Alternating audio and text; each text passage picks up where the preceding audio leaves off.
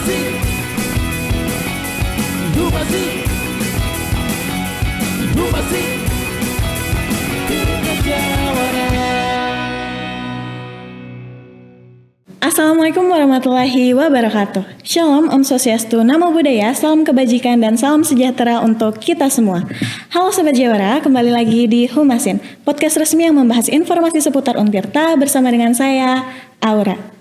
Di podcast kali ini kita bekerja sama dengan Banten TV. Jadi mungkin teman-teman atau mungkin para penonton yang di rumah boleh saksikan terus tontonan kita sampai akhir karena kita akan membahas tentang SNBP Seleksi Nasional Berdasarkan Prestasi bersama dengan Bapak Tri Cahyono selaku Sekretaris SNPMB Untirta 2025. Halo Bapak, apa kabar? Baik. Tadi meskipun sempat hujan ya Pak ya, tapi tidak menurunkan semangat kita untuk membahas SNPMB di 2025 ini. Mungkin boleh cerita sedikit nih Pak, bagaimana perkembangan pendaftaran dari SNBP 2025 di Untirta? Apakah ada kenaikan dari tahun sebelumnya karena Untirta juga sudah terakreditasi unggul, jadi mungkin boleh diceritakan nih Pak.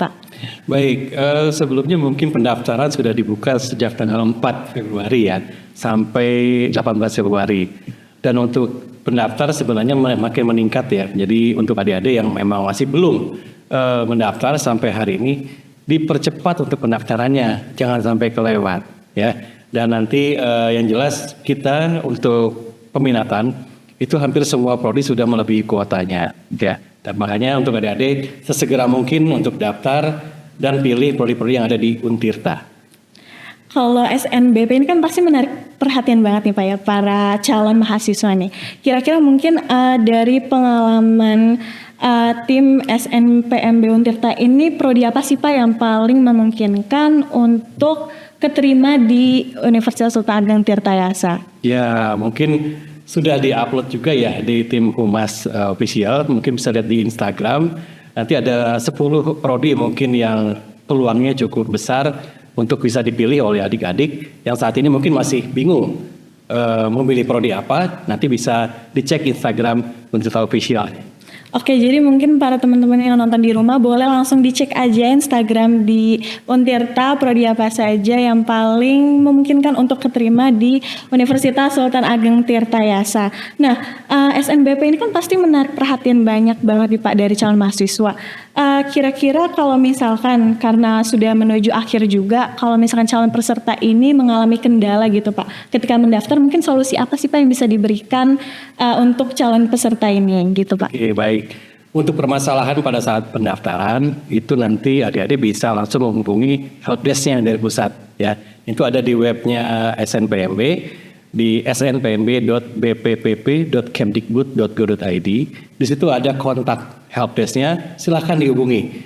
Baik itu via telepon, email atau mengambil tiket untuk masalah yang dihadapi. Jadi semua permasalahan yang ada nanti akan ditangani oleh panitia pusat dan akan segera direspon oleh panitia pusat. Jadi jangan ragu-ragu, kalau ada permasalahan jangan diam saja, tapi langsung konsultasikan ke panitia pusat.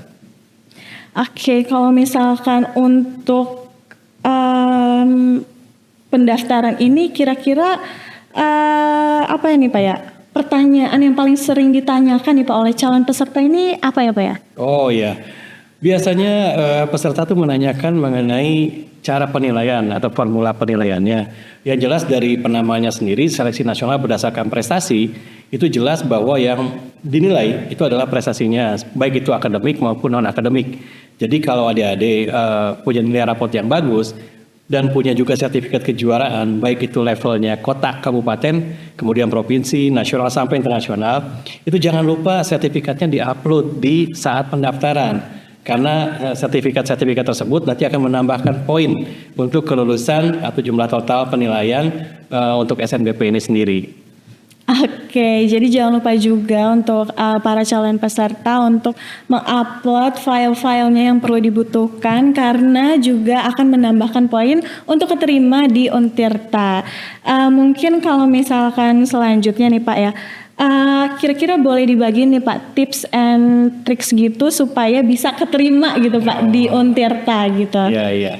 Jadi karena ini kegiatan dari pusat, jadi adik-adik dibiasakan melihat web official web officialnya Kemdikbud, ini yang tadi snpmb.bp3.kemdikbud.go.id. Di website tersebut itu ada menu daya tampung SNBP. Nah, itu bisa dilihat daya tampungnya berapa, karena di web tersebut ada data kuota saat ini dan juga peminatan atau pendaftar tahun lalu. Jadi itu bisa jadi bahan pembanding untuk melihat peluang-peluang mana saja prodi-prodi yang sekiranya adik-adik bisa ketahui statusnya, baik itu peluangnya cukup ketat atau sedang, atau bahkan ini peluangnya sebenarnya longgar nih prodi ini. Ya, jadi bisa dilihat di web resminya official di web snpmb.bp3.kemdikbud.go.id sebagai acuan untuk adik-adik memilih atau yang masih bingung memilih prodi, silakan bisa melihat web tersebut. Oke, mungkin kalau misalkan selanjutnya nih ya Pak ya, di SNBP itu kan prestasi. Prestasi seperti apa sih Pak yang perlu kita masukkan ketika kita mendaftar di SNBP Untirta ini? Iya, untuk prestasi memang banyak yang mungkin sering mengikuti olimpiade kejuaraan seperti OSN, O2SN segala macam. Nah itu bisa diupload. Kemudian juga kalau adik-adik mengikuti olimpiade yang di online, kadang banyak nih di online nih. Cuma yang mesti ada diperhatikan itu siapa penyelenggaranya. Ya, karena begitu banyaknya penyelenggara, akhirnya banyak beberapa penyedia sertifikat itu tidak valid. Contoh, misalkan suka ada beberapa yang ternyata juara satunya lebih dari 10. Kemudian juga ada beberapa penyelenggara pada saat kita hubungi juga ternyata kegiatannya tidak ada. Jadi mohon berhati-hati untuk adik-adik yang ingin ikut kejuaraan mendapatkan sertifikat, dicek juga penyelenggaranya. Mungkin itu saja. Berarti ada standarisasi tertentunya ya Pak ya? Ada. Dan semua leveling itu ada poin-poinnya. Jadi untuk yang levelnya kabupaten, baik itu nasional atau internasional, itu ada poin-poinnya. Mau individu ataupun grup atau kelompok, itu poinnya berbeda-beda berarti. Oke, karena ini SNBP ya Pak, berdasarkan prestasi, apakah betul kalau misalkan kita nggak ada prestasinya, nggak bakalan keterima gitu Pak melalui jalur ini? Nggak, jadi ini catatan untuk adik-adik juga bahwa biasanya untuk prodi-prodi khusus atau yang ketat, itu yang mereka memang persaingannya cukup ketat, sehingga kalau menggunakan hanya nilai rapot, biasanya kegeser. Nah, makanya untuk mungkin contoh di Untirta seperti kedokteran ya. Kedokteran itu mungkin 2-3 tahun ke belakang itu semua yang lulus itu pasti punya sertifikat kejuaraan selain nilai rapot.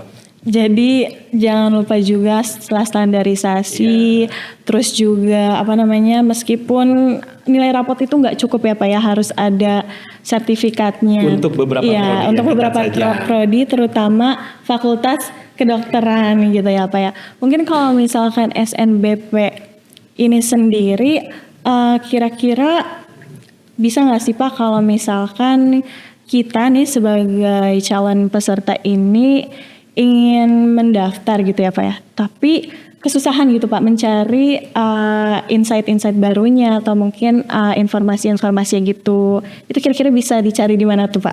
Sebenarnya semua informasi sudah ada di web resminya. Di web resmi itu menurutnya jelas ada informasi umum, cara mendaftar, kemudian juga cara untuk yang terutama untuk 2 prodi yang membutuhkan portofolio. Ini ilmu keolahragaan dan juga seni pertunjukan. Itu selain mendaftar di aplikasi pendaftarannya, jangan lupa juga untuk mengupload portofolio.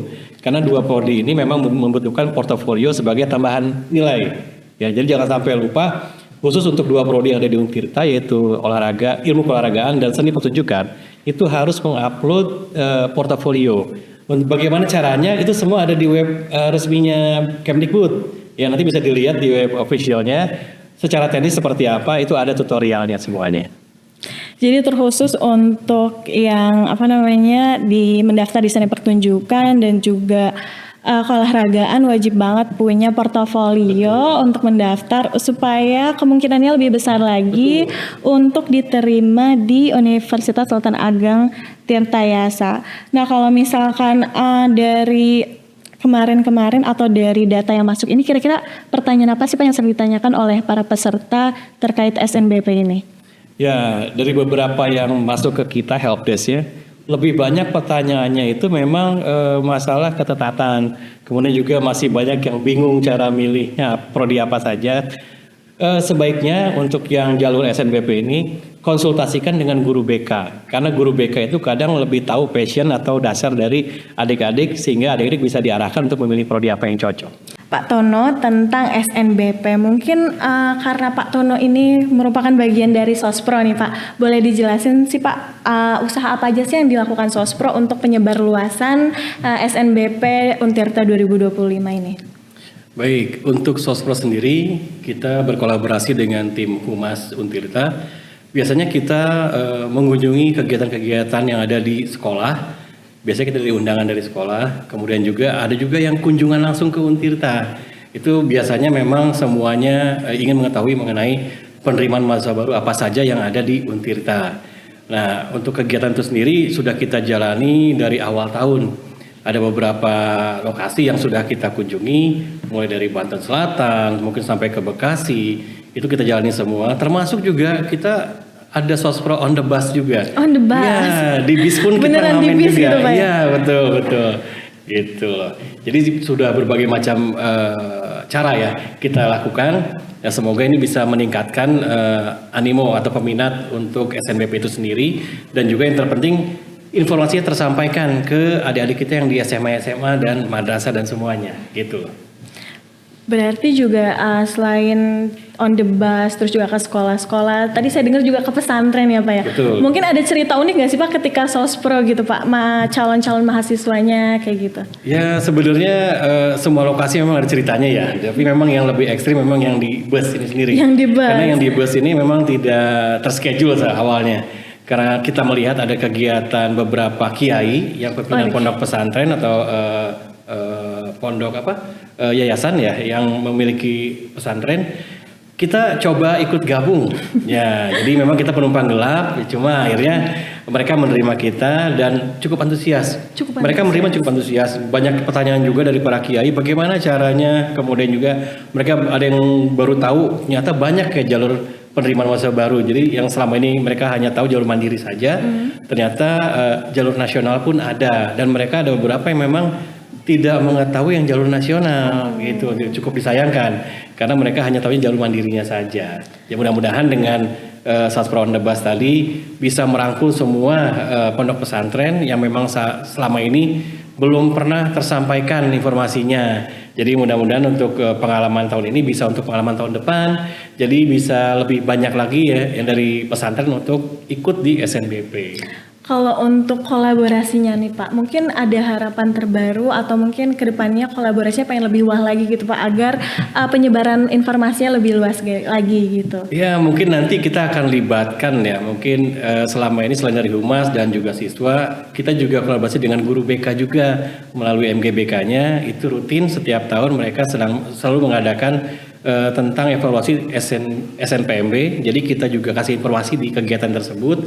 Ya kita berharap memang melalui guru-guru BK itu tersampaikan informasinya ke siswanya, karena semua siswa itu pasti gerbang untuk menanyakan itu ke guru BK.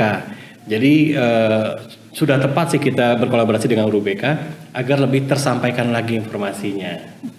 Oke, tadi kan udah tentang Sospro ya Pak. Kalau misalkan kita sebagai calon mahasiswa itu bingung nih Pak tentang informasinya dan kita pengen datang langsung nih ke Untirta. Kira-kira ada nggak sih Pak help desk-nya sendiri betul. Di Untirta?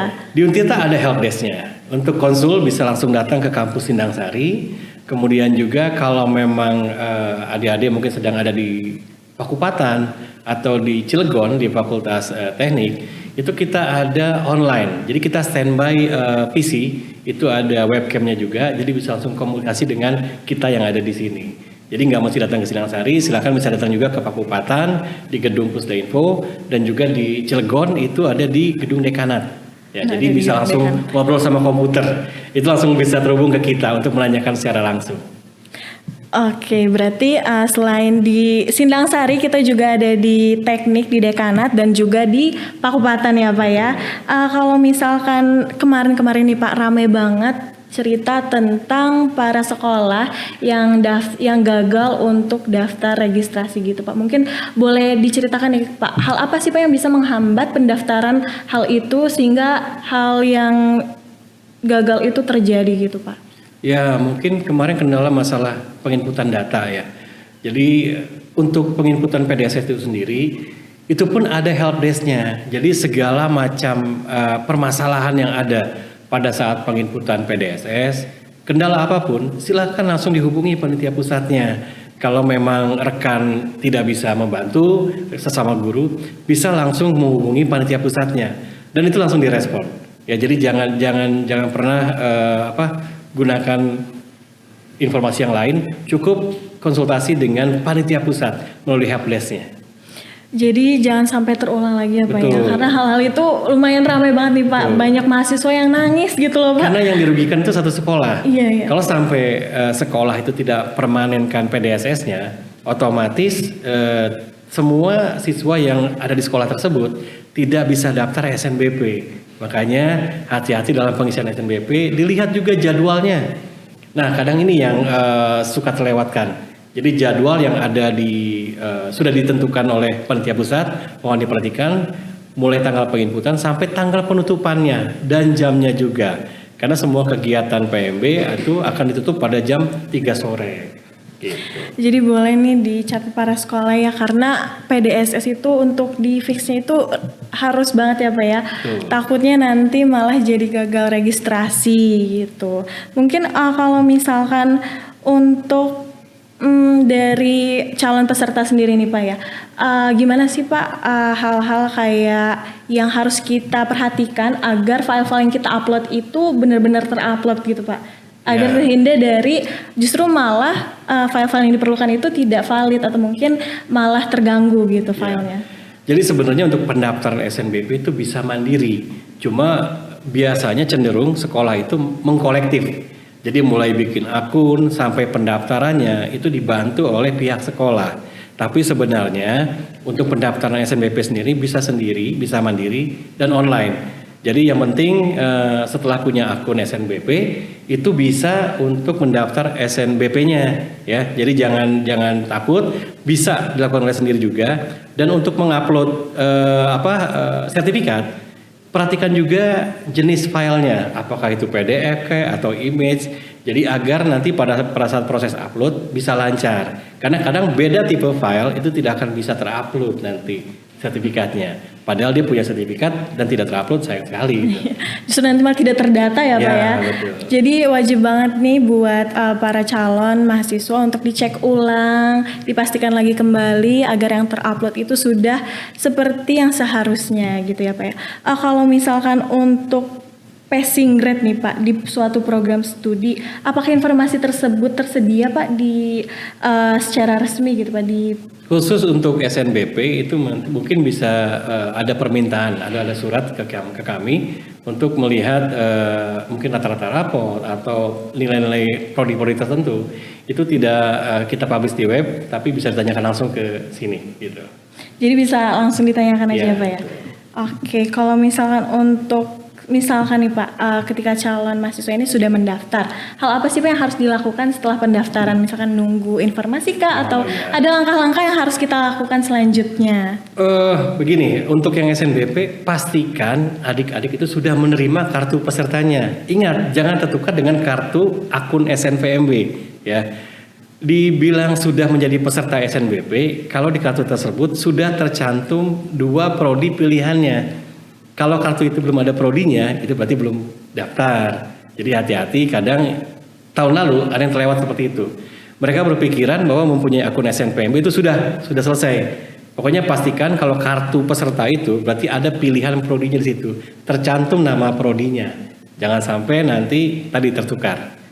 Oh, berarti kalau misalkan nggak muncul itu belum terdata ya Pak? Belum. Namanya kartu peserta itu pasti ada pilihan prodinya. Dan untuk yang SNBP ini ada 2 pilihan prodi, bisa milih dua-duanya atau hanya satu saja itu bisa. Jadi pastikan tercantum saja nama prodinya. Berarti harus dicek ya, buat teman-teman di rumah, dipastikan ada tulisannya. Betul. Agar kalian benar-benar terdata. Karena kalau misalkan tidak ada berarti tidak terdata sama sekali ya Pak. Jadi dia memilih kemana? Karena kartu peserta pasti ada pilihan prodinya gitu. Oke. Kalau misalkan untuk pengumuman gitu Pak, bagaimana kapan hasil pengumuman SNBP dan gimana nih kita bisa ngecek hasil pengumumannya? Nanti di jadwalnya mungkin bisa dilihat, kalau pengumuman nanti bisa dicek langsung di webnya langsung ya. Mungkin kita lihat di sini SNBP itu jadwalnya di tanggal pengumumannya untuk SNBP tanggal 18 Maret ya. Tanggal 18 Maret. Nah, dicek aja di web resminya, nanti pengumumannya bisa dilihat pada tanggal 18 Maret 2025. Jadi 18 Maret jam 3 atau jam berapa nih? Nanti bisa ada press conference lagi dari pusat. Iya. Mungkin pertanyaan terakhir nih Pak, bisa disampaikan himbauan resmi terkait batas akhir pendaftaran agar para calon mahasiswa ini bisa lebih aware lagi terkait hari terakhir pendaftaran SNBP. Ya, diingatkan lagi bahwa batas akhir pendaftaran tanggal 18 Februari tahun 2025 jam 3 sore. Ya, sebaiknya kalau sekarang ada dilihat video ini langsung daftar. Jangan ditunggu sampai mendekati penutupan.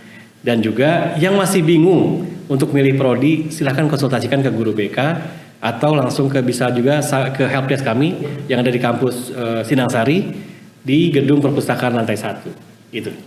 Oke, jadi aku kembali lagi mengingatkan kepada teman-teman SNBP akan ditutup hari ini pada jam 3 sore waktu Indonesia Barat. Pokoknya buat teman-teman yang nonton udah langsung aja daftar, siapin file-filenya karena jangan sampai terlewat ya. Karena kalau misalkan satu file saja terlewat maka kalian tidak akan terdata. Mungkin terima kasih banyak untuk Pak Tono hari ini. Informasinya sangat bermanfaat buat para calon mahasiswa karena kalau misalkan sampai tidak ada gitu ya, sampai kalau misalkan tidak mendaftar itu bakalan sayang banget ya Pak ya. Kalau misalkan tidak mendaftar SNBP karena tidak memanfaatkan peluang yang ada.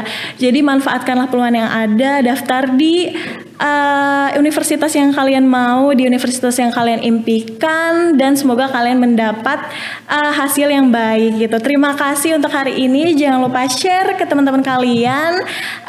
Sampai jumpa di next episode selanjutnya. Untirta Jawara. Ibu masih